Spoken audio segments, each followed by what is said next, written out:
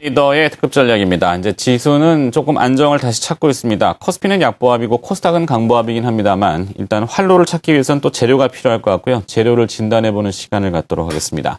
미래에셋증권 코리아 리서치 센터 이재훈 연구위원과 함께합니다. 안녕하십니까? 자, 코스피가 1907포인트, 일단 1900포인트는 회복을 했습니다. 물론 뭐 다시 또 이탈할 가능성을 완전히 배제할 수는 없겠지만 어느 정도 안정을 좀 빨리 찾는 것 같은데요. 자, 이 수급도 좀 많이 개선되고 있고요. 외국인 투자자들이 조금씩 돌아오는 것 같고 뭔가 좀 이렇게 활성화되는 느낌은 주고 있습니다. 네. 근데 아직까지도 불확실이란 것도 그리고 또 미래에 대한 뭔가 측정하기 어려운 것들 분명히 있는 것 같은데요. 네. 시장을 어떻게 보시는지요? 1900포인트 회복을 하면 일단 숫자가 앞에 바뀌기 때문에 좀 반가운 느낌도 있으실 것 같고요. 또 어떻게 보면 더 자금 집행을 못 하셨던 분들의 경우에는 조금 불안한 마음도 있으실 것 같습니다. 다른 거를 다 떠나서 그 버냉키 쇼크가 있었던 5월달, 6월달 그리고 그것이 좀 극복하는 과정에 있었던 7월달 그 사이에 뭔가 바뀐 부분이 분명히 있습니다. 크게 보시면 자금 흐름 측면에서 볼 때 채권 쪽으로는 자금 이탈이 조금 나타나고 있는 여전히 있는 상황이긴 하지만 주식으로는 자금 유입이 상당히 가파르게 진행이 되면서 그동안의 주식 채권 동반 이탈이라는 측면에서 볼 때 주식이 채권과 좀 결별하는 그런 흐름들이 나타난다고 보여지는데요. 기본적으로 양적 완화가 끝나든 시작을 하든 안 하든 그 시기가 언제인지를 떠나서 기본적으로 채권 투자자들 입장에서 볼 때는 중기적으로 달러가 좀 강세를 보일 수 있고 금리가 좀 올라갈 수 있고 그 과정에서 주가 수익률이 좀 좋아질 수 있다라는 부분들은 채권 투자자들에게 일부 좀 부담 요인으로 좀 작용을 하면서 특히 신흥국 채권에서 자금 이탈이 좀 나타나는 그런 양상이 아니냐 이렇게 생각을 하고 있습니다. 그리고 실제로 또 상당히 중요한 포인트 중에 하나는 최근 5년간의 그 자금 흐름을 제가 한번 가지고 와봤습니다. 이게 주식과 채권 간의 어떤 우열 관계를 봤을 때 지금 현재 어느 정도 레벨에 있는지 그림을 나타내고 있는데요. 그 시청자분께서 보시는 화면에 오렌지색 선을 봐주시면 이 오렌지색 선이 위로 올라가게 되면 주식보다 채권의 수익률이 조금 더 양호하다. 그리고 밑으로 내려오게 되면 주식이 유리하다라는 측면인데 상당히 재밌게도 금융위기 이후부터 한 2년간의 텀을 가지고 주식과 채권 간의 어떤 로테이션이 일어났던 부분들이 있는 것 같습니다. 2013년도 넘어 들어와서는 주식과 채권 간의 관계에 있어서 주식이 조금 더 유리한 방향으로 지금 가고 있는 그런 상황이라고 저는 판단을 하고 있고요. 전반적으로 가장 중요한 부분들은 이 배경이 잘 안 보이시겠지만 미국 국채 금리의 어떤 레벨이 주식과 채권의 어떤 로테이션을 하는 데 있어서 가장 중요한 레벨을 지금 차지하고 있고 지금 한 2.5% 정도 되는 국채 10년물 정도 레벨이 좀 약간 소강 상태를 보이고는 있습니다만 방향 측면에서 볼 때는 전반적으로 금리가 좀 상승하는 그런 압력은 좀 받고 있습니다. 그래서 주식 입장에서 볼 때는 상대적으로 좀 우호적인 환경이다라고 말씀드릴 수 있겠습니다. 네. 자, 그레이트 로테이션이라는 표현들을 들어보셨을 텐데 채권이라고 하는 거대 자금 시장에서 주식 시장으로 자금이 이동해 간다.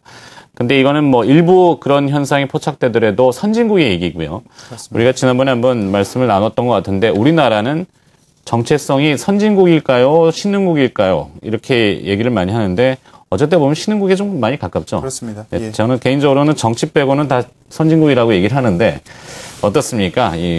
신흥국에 속한 한국의 경우 자금 로테이션에 있어서는 조금 소외될 수 있는 불리한 입장? 이렇게 봐야 되나요? 신흥국 내에서도 아주 그 프론티어 마켓이라고 할 수 있는 신흥국들이 있을 수 있고요. 저희처럼 정체성 측면에서 볼 때는 아니면 경제 규모 측면에서 볼 때는 선진국에 거의 가까운 그런 신흥국들이 있습니다. 그래서 지금 현재 상황에서 볼 때 자금이 채권보다는 주식이 잘 들어온다라고 말씀을 드렸는데 주식으로 들어오는 자금의 또 대부분들은 미국이나 일본이나 그리고 최근에 유럽까지 선진국 쪽으로 자금이 강하게 들어오고 있으면서 나타나는 현상이고요.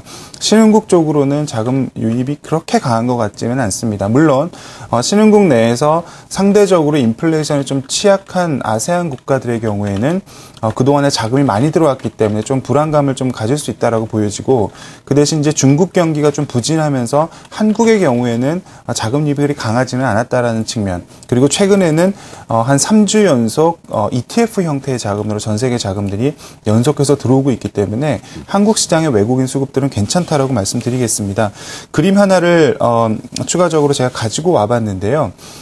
이 그림은 이 빨간색 선은 외국인들이 생각하는 한국 주식에 투자했을 경우에 기대 수익률 정도를 나타내고 있습니다. 우리가 주가 수익 비율의 역수를 기대 수익률이라고 생각을 하는데 외국인 입장에서 볼 때 펀딩 코스트, 즉 달러를 가져오는 데 필요한 금리, 리버 금리까지 차감한 정도의 레벨을 보시게 되면 과거에도 한 11% 정도 넘어가는 기대 수익률이 생겨나면 외국인들이 좀 매수했던 그런 경향들이 좀 있습니다. 근데 최근에 지금 기대 수익률을 보시면 한 13% 정도까지 올라와 있는 상황이기 때문에 전반적으로 추가적으로 계속 매도하는 그런 흐름보다는 상당히 한국 주식의 기대 수익률이 좀 의미 있는 그런 수준까지 올라왔다라고 판단을 하고 있고요. 또 하나는 인플레이션이 앞으로 좀 문제가 중기적으로 될 수 있을 것 같은데 아까 말씀드렸던 그동안의 양적 완화 때문에 많이 들어왔던 나라들이 아세안 국가라고 판단을 한다면 이들 나라들은 이제 인플레이션 압력이 조금 더 있을 수 있습니다. 그런데 지금 보시는 것처럼 한국과 대만 같은 경우에는 오히려 연초 대비해서 CPI, 즉 소비자 물가 상승률이 오히려 좀 더 떨어진 나라 중에 하나이기 때문에 인플레이션 압력 때문에 신흥국에서 자금 이탈하거나 외국인들 매도하는 측면에 있어서는 상당히 안정적인 그런 상황이다라고 말씀드리겠습니다. 네. 자, 이 시장이 올라갈 때 매번 부딪힐 때 그 수급을 이야기하면은 펀드 환매를 또 빼놓지 않습니다. 펀드 환매 또 나오겠습니까? 우리나라 그 투자자 분들께서 그 금융위기 이후, 그러니까 2007년도 이후부터 어떤 패턴을 보이고 계시냐 하면, 리만 브라더스가 파산하고 주가가 급락할 때는 워낙 자산이 급격하게 줄었기 때문에 어떤 액션도 취하지 않으시다가 2009년부터 주가가 2000포인트까지 쭉 올라오는 과정에서 소위 말하는 안도 환매인 거죠. 급격하게 손실이 하락했던 부분들을 보존하면서 계속 차익 실현을 해오면서 주식형 펀드 환매가 근한 5년째 계속 나오고 있는 상황이라고 판단을 하고 있습니다. 그런데 또 하나의 특징은 박스권에 도달했을 경우에 박스권 하단으로 내려오게 되면 주식형 펀드 쪽으로는 자금이 좀 들어오는 경향이 있고요. 또 상단을 도달하게 되면 좀 매도하는 경향들이, 즉 환매가 나타나는 경향이 있는데 보시는 그림은 그런 패턴을 잘 보여드리는 차트를 하나 가지고 와봤습니다. 보시는 것처럼 박스권이 크게 한 2번 정도 있었는데요. 2009년과 10년도 박스권에서도 하단에서는 이 빨간 막대기가 나타나듯이 환매가 좀 나타나다가 상단에서 좀 매도가 나타나는 그런 흐름이 있는데요. 지금 보시면 상당히 장기 박스권을 지금 우리가 보여드리고 있습니다. 그래서 지금 1800포인트 정도를 박스권 하단이라고 보고 2000포인트를 상단이라고 봤을 때 전반적으로 봤을 때 한 1950포인트를 좀 넘어가게 되면 주식형 펀드 환매가 그동안의 그 패턴상으로는 좀 나올 수 있다라고 판단을 하고 있습니다. 네. 자, 최근에 주식시장의 특징 중에 하나가 빠른 순환매라는 표현입니다. 개인 투자자들은 이 순환매라는 것도 언뜻 용어를 이해하시기 어려울 수 있는데 뭐 한때는 눌림목 이런 것도 좀 어려워하시더라고요. 그러니까 시장 용어이기 때문에 이제 순환매라는 것은 오늘 예를 들어서 IT가 올라가면 내일은 자동차가 올라가고 모레는 뭐 철강 화학이 올라가고 막 이렇게 들쑥날쑥거리는 건데 이 자본재 섹터들이죠. 철강 화학 그다음에 뭐 정유도 마찬가지일 텐데 조선도 그렇고 이 자본재 소재 관련 기업들이 오르는 것을 추세가 반전되는 것으로 판단해도 되는지 어떻게 보시나요? 일단 이들 업종도 조선철강, 뭐 화학, 기계 이런 뭐 건설까지도 포함을 하게 되게 되면 그동안에 수년 동안 별로 관심이 없었던 종목이었던 것 같습니다. 그런데 최근에 올라가는 이유는 크게 두 가지를 볼 수 있겠는데요. 말씀드린 대로 수급 보강이 상당히 좋아졌습니다. 그리고 또 하나의 이유는 그동안에 이제 애널리스트들을 비롯해서 투자자들의 기대치, 실적에 대한 기대치가 상당히 많이 낮아져 있고 실제로 수치상으로도 많이 떨어져 있는 업종이기 때문에 사실 이런 별로 기대가 없는 부분들이 시장에 많이 반영이 되어 있던 그런 업종이라고 보여드리겠는데요.